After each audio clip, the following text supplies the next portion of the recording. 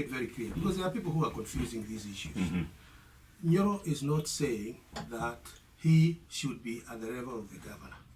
When I accepted to be his running mate, I knew that he's the boss, and I knew that I am the deputy governor. But do you think you're doing more work than now, he is? The issue is, over the last 9 months, it has been very, very difficult for me to influence a single decision. It's been very difficult for me to work with the county executive council members, because they've been antagonized and they've been told, if you are seen to work with Nyoro, I'm going to sack you. Told by whom? By the governor. Why?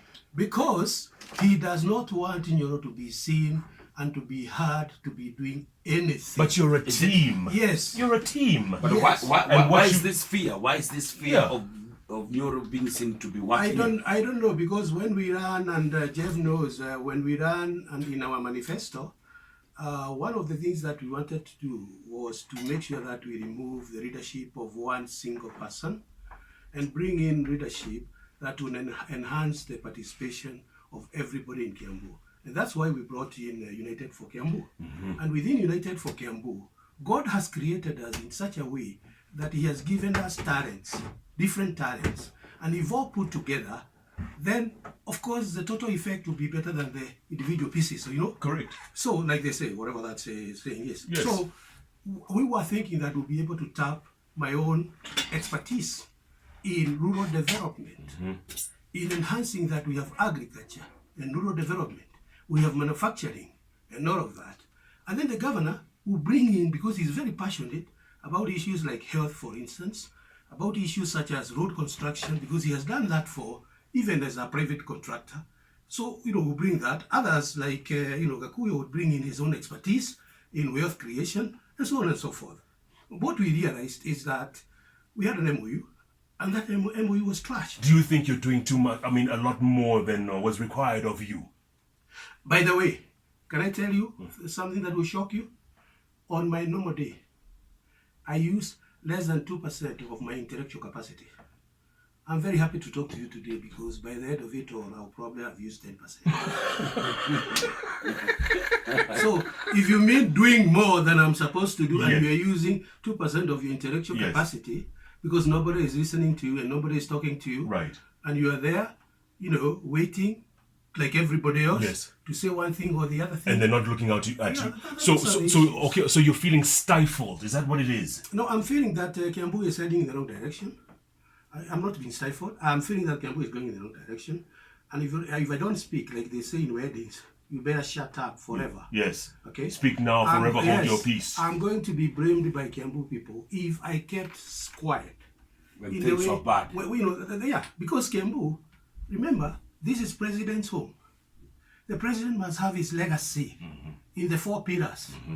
In agriculture and rural development, we have to ensure we have food security in the Ekarai, Egatuanyaga, and where you come from in Kiamba. Okay? Yes. Which is actually more food insecure than Deya if you don't know.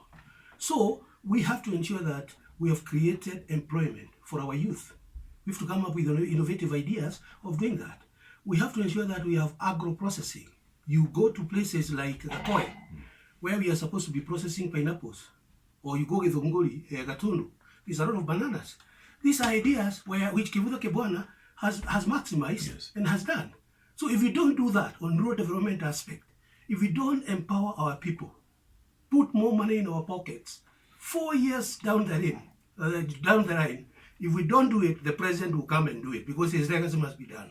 But tell me something. I mean, why dwell on all the negativity when you could be concentrating on what you should be doing? Like, for instance, the governor says you've just spent 2 weeks in America. Sidri, last year you spent very little time in the office. Let me tell you, Jeff, because a lot of this stuff that is being, poured out is without content. I joined a delegation about a month and a half ago. I joined a delegation of KMC, organized by TICA, which is the Turkish International Development Authority, to go to Turkey and see what they are doing on feedlots. These are where you put beef animals, and very quickly, within 24 months, a beef animal is ready for slaughter. Here, and it will be at about 380, 400 kilograms within 24 months. Here, our cow takes 7 years and it is 110 kilos. Good Lord. Okay? Yes. So I joined that delegation, and it took us to a city called Konya. It took us to Ankara and Istanbul. When I was there, we realized the technologies.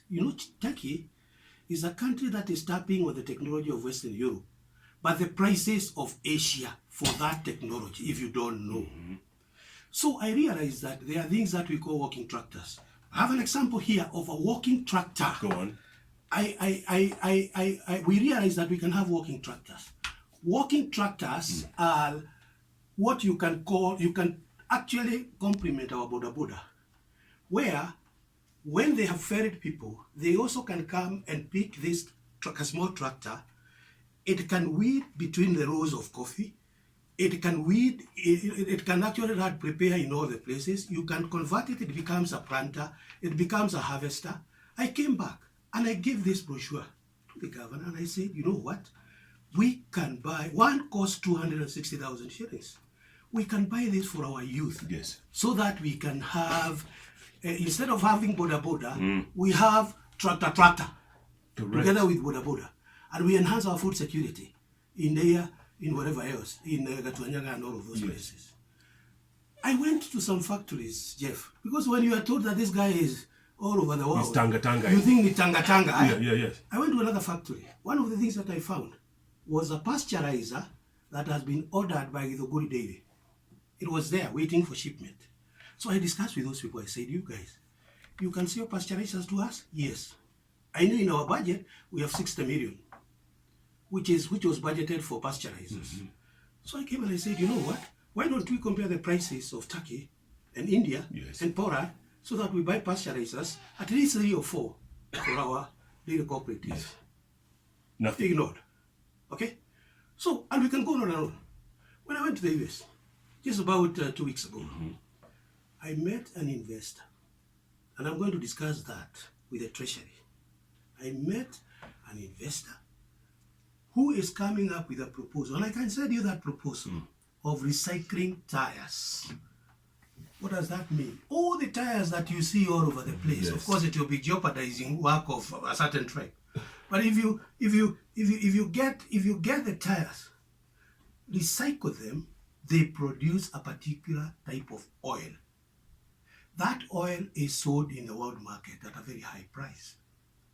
The factory that we are thinking about setting up, and I thought it would be set up in Kiambu, the consumption is 750,000 tires per day. What? The tires in Kenya are not enough. We have SGL. It can be bringing tires from all over East Africa so that we run this factory. It creates jobs, it creates revenue.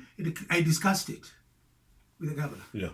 He kutangatanga all over the world has been producing results. Yes. But then who do you share that with? So DG, looks like you are very, very frustrated in your job. Yes, I am. Because you're trying to do the right thing. Yes. And nobody's listening. Yes.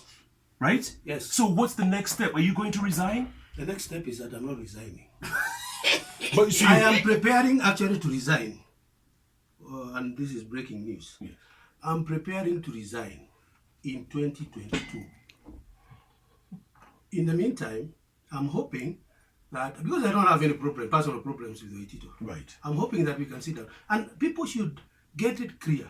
Nyoro is not fighting to be equal to Waitito in terms of management. I know my position. I respect him. I always give him his due respect. Yes. All I'm saying is let's work together. 2 brains are better than 1. So I'm hoping that we can reconcile. We develop Vision 20, 30, 50 for Kiambu. We have an implementation program through our CIDP for 5 years, but longer. We look for resources that we have currently and the projected resources, and then we know where we are going to get additional resources to move us forward. Okay. If that cannot work, Yes. we cannot work together, then I'm in the opposition, which means I'll be providing oversight in Kiambu for the next 4.5 years. For the next 4.5. Yes. So you'll be at loggerheads with your leadership. Not necessarily. You don't have to be at loggerheads. If you say This road was supposed to have been prepared to this standard using this money, but it has not been prepared. That's not loggerhead. You are giving people information. You are letting them know where the money is. But Dr. you seem very frustrated where you are. It seems like a lot of people are pushing you to the wall. I've been pushed to the wall. And beyond, when you push beyond the wall, then there's nowhere else you can go. You can only turn back. Exactly. Yeah, so, but I think all is not lost. I have to say that. All is not lost. If Waitito was listening to you right now, what would you tell him? My friend, Ferdinand, let's work together. Let's work together, but with modus operandi, with ways well spelled out. What exactly are we going to achieve? What is our transformation agenda for Kiambu? Whose role is it to do A, B, C, D? What is our, let's sit down. Let's bring in a team that help us to think through, to form. Kibake brought in McKinsey to do Vision 2030. That is what we are implementing today. Let's come together, and like the Bible says, let's come and reason together. Two are better than one. Two are better than one. When two work together, Yes. they'll yield more. And one thing that you say, Yes. why spend, if you have energy, why spend it on friction? You can spend it on motion. Absolutely. Yes. Spend it on motion, Yeah. not friction. Friction. Keep going. Yeah, exactly. Dr. James Nyoro, thanks so much for passing by. We appreciate it. Thank you, Jeff. And let's stay in touch. You are my buddy. Thank you very much. Any regrets? Any regrets about this union of yours, this coming together in Kiambu? Student regret. 8:35 time check with Soko Gali. Soko Gali, finest sifted maize meal. Happiness in every meal. Asante Daktari. Thank you very much.